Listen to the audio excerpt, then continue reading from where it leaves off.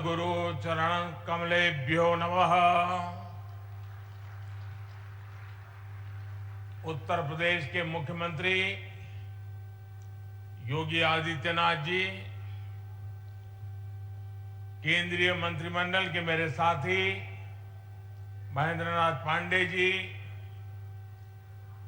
उत्तर प्रदेश सरकार के मंत्री भाई अनिल जी, सदगुरु आचार्य पूज्य श्री स्वतंत्र देव जी महाराज, पूज्य श्री विज्ञान देव जी महाराज, अन्य महानुभाव, देश भर से पधारे सभी श्रद्धालुगण और मेरे परिवारजनों,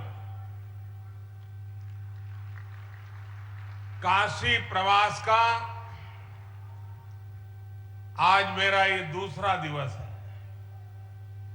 हमेशा की तरह काशी में बीता हर क्षण अपने आप में अद्भुत होता है, अद्भुत अनुभूतियों से भरा होता है। आपको याद होगा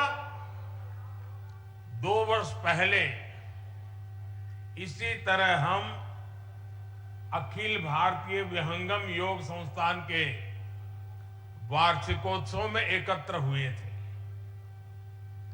एक बार फिर मुझे विहंगम योग संत समाज के शताब्दी समारोह के ऐतिहासिक कार्यक्रम में आने का अवसर मिला है। विहंगम योग साधना की यह यात्रा 100 वर्षों की अपनी अविस्मरणीय यात्रा पूरी की है। महर्षि सदाफल देव जी ने पिछली सदी में ज्ञान और योग की दिव्य ज्योति प्रज्वलित की थी।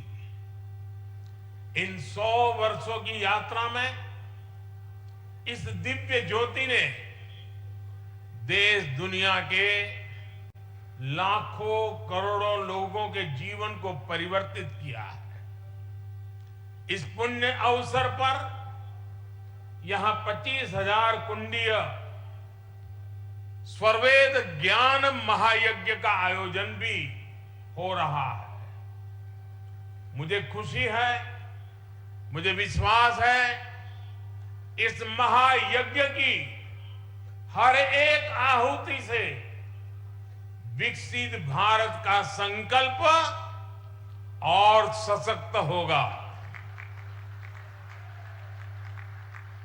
मैं इस अवसर पर महर्षि सदाफल देव जी को श्रद्धापूर्वक नमन करते हुए उनके प्रति मेरे हृदयस्थ भावों को पूर्ण श्रद्धा के साथ समर्पित करता हूं। मैं उनकी गुरु परंपरा को अनवरत आगे बढ़ाने वाले सभी संतों को भी प्रणाम करता हूं। मेरे परिवारजनों, आप संतों के सानिध्य में काशी के लोगों ने मिलकर विकास और नवनिर्माण के कितने ही नए कीर्तिमान गढ़े हैं। सरकार, समाज और संतगण सब साथ मिलकर काशी के कायाकल्प के लिए कार्य कर रहे हैं। आज स्वरवेद मंदिर बनकर तैयार होना इसी ईश्वरीय प्रेरणा का उदाहरण है। ये महामंदिर महर्षि सदाफल देव जी की शिक्षाओं का, उनके उपदेशों का प्रतीक है। इस मंदिर की दिव्यता जितना आकर्षित करती है, इसकी भव्यता हमें उतना ही अचंभित भी करती है। इसलिए मंदिर का भ्रमण करते हुए मैं खुद भी मंत्र मुग्ध हो गया था। स्वरवेद मंदिर भारत के सामाजिक और आध्यात्मिक सामर्थ्य का एक आधुनिक प्रतीक है। मैं देख रहा था इसकी दीवारों पर स्वरवेद को बड़ी सुंदरता के साथ अंकित भी किया गया है। वेद, उपनिषद, रामायण, गीता और महाभारत आदि ग्रंथों के दिव्य संदेश भी इसमें चित्रों के जरिए उकेरे गए हैं। इसलिए ये मंदिर एक तरह से अध्यात्म, इतिहास और संस्कृति का जीवंत उदाहरण है। यहां हजारों साधक एक साथ विहंगम योग की साधना कर सकते हैं। इसलिए ये महामंदिर एक योग तीर्थ भी है और साथ साथ ये ज्ञान तीर्थ भी है। मैं इस अद्भुत आध्यात्मिक निर्माण के लिए स्वरवेद महामंदिर ट्रस्ट को और लाखों लाखों अनुयायियों को बधाई देता हूं। विशेष रूप से मैं पूज्य स्वामी जी स्वतंत्र देव जी और पूज्य श्री विज्ञान देव जी का विशेष रूप से अभिनंदन करता हूं, जिन्होंने इस अनुष्ठान को पूरा किया। मेरे परिवारजनों, भारत एक ऐसा राष्ट्र है जो सदियों तक विश्व के लिए आर्थिक समृद्धि और भौतिक विकास का उदाहरण रहा है। हमने प्रगति के प्रतिमान गढ़े हैं, समृद्धि के सोपान तय किए हैं। भारत ने कभी भौतिक उन्नति को भौगोलिक विस्तार और शोषण का माध्यम नहीं बनने दिया। भौतिक प्रगति के लिए भी हमने आध्यात्मिक और मानवीय प्रतीकों की रचना की। हमने काशी जैसे जीवंत सांस्कृतिक केंद्रों का आशीर्वाद लिया। हमने कोणार्क जैसे मंदिर बनाए। हमने सारनाथ और गया में प्रेरणादायी स्तूपों का निर्माण किया।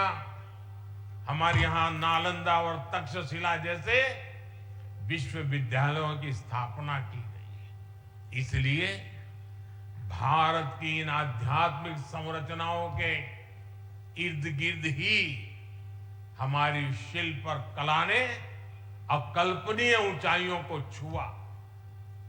यहां से ज्ञान और अनुसंधान के नए मार्ग खुले। उद्यमों और उद्योगों से जुड़ी असीम संभावनाओं का जन्म हुआ। आस्था के साथ साथ योग जैसे विज्ञान फले फूले और यहीं से पूरे विश्व के लिए मानवीय मूल्यों की अविरल धाराएं भी बही। भाइयों और बहनों, गुलामी के कालखंड में जिन अत्याचारियों ने भारत को कमजोर करने का प्रयास किया, उन्होंने सबसे पहले हमारे प्रतीकों को ही निशाना बनाया था। आजादी के बाद इन सांस्कृतिक प्रतीकों का पुनर्निर्माण आवश्यक था। अगर हम अपनी सांस्कृतिक पहचान को सम्मान देते तो देश के भीतर एकजुटता और आत्मसम्मान का भाव मजबूत होता। लेकिन दुर्भाग्य से ऐसा हुआ नहीं। आजादी के बाद सोमनाथ मंदिर के पुनर्निर्माण तक का विरोध किया गया था और ये सोच दशकों तक देश पर हावी रही। इसका नतीजा ये हुआ कि देश हीन भावना के गर्त में चला गया, अपनी विरासत पर गर्व करना भूल गया। लेकिन भाई और बहनों, आजादी के 7 दशक बाद आज समय का चक्र एक बार फिर घुमा है।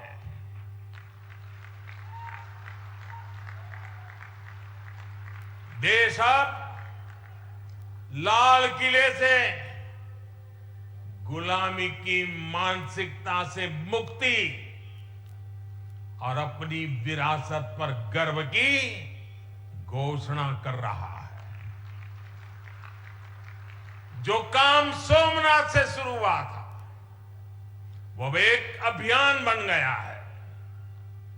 आज काशी में विश्वनाथ धाम की भव्यता भारत के अविनाशी वैभव की गाथा गा रही है।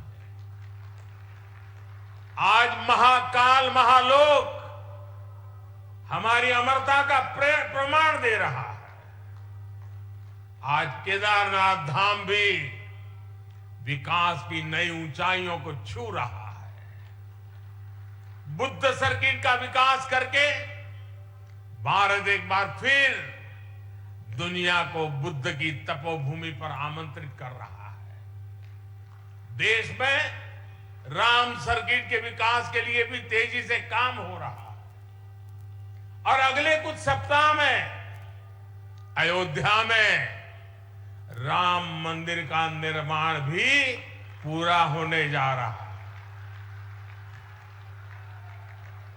साथियों, हम समग्र विकास की ओर